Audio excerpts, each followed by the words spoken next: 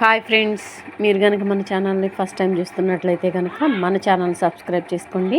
అంతేకాదు పక్కనే ఉన్న బెల్ ఐకాన్ కూడా యాక్టివేట్ చేసుకోండి. ఫ్రెండ్స్, ఈరోజు రంజాన్ పండుగ కదా, ముస్లిం సహోదరులకు అందరికీ కూడా రంజాన్ శుభాకాంక్షలు అండి. మీరు ఈ రంజాన్ పండుగని మీ కుటుంబ సభ్యులతో సంతోషంగా జరుపుకోవాలని మనస్ఫూర్తిగా కోరుకుంటున్నానండి. మీకు మీ ఫ్యామిలీ మెంబర్స్ అందరికీ కూడా రంజాన్ శుభాకాంక్షలు అండి. ఇక ఈరోజు వీడియోలోకి అయితే వెళ్ళిపోదాం. రేవంత్ సర్కార్ అయితే ఆసరా పెన్షన్స్ కోసం ఎదురు చూస్తున్న వాళ్ళందరికీ కూడా ఒక గుడ్ న్యూస్ అయితే చెప్పారండి. పెంచిన ఆసరా పెన్షన్స్ ఎప్పుడు ఇస్తారు కూడా క్లారిటీ అయితే ఇచ్చేశారు. రీసెంట్గా జరిగిన భువనగిరి పార్లమెంటు రివ్యూ సమావేశంలో ఆయన పాల్గొన్నారండి. మనకి జూన్ 4 వరకు రిజల్ట్స్ అయితే వస్తాయి కదండి, మనకి పార్లమెంట్ ఎలక్షన్స్వి.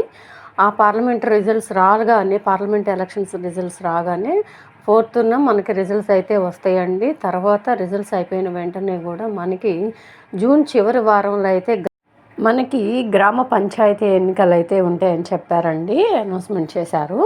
దాని తర్వాత వాటి రిజల్ట్స్ అనంతరం కూడా ప్రతి ఒక్కరికి కూడా ఈ సంక్షేమ పథకాలు వారికి అందేలాగా వెంటనే కూడా మేము ఏర్పాటు చేస్తాం. ప్రతి ఒక్క పథకాన్ని కూడా మీ ఇంటి వద్దకు పంపించేలాగా, ప్రతి ఇంటికి కూడా ఈ పథకం వెళ్ళేలాగా చూస్తాము. ప్రతి ఒక్క పథకాన్ని కూడా మేము ఎలక్షన్ అనంతరం కూడా వెంటనే కూడా మళ్ళీ ఈ పథకాలు అయితే స్టార్ట్ చేసేస్తాము.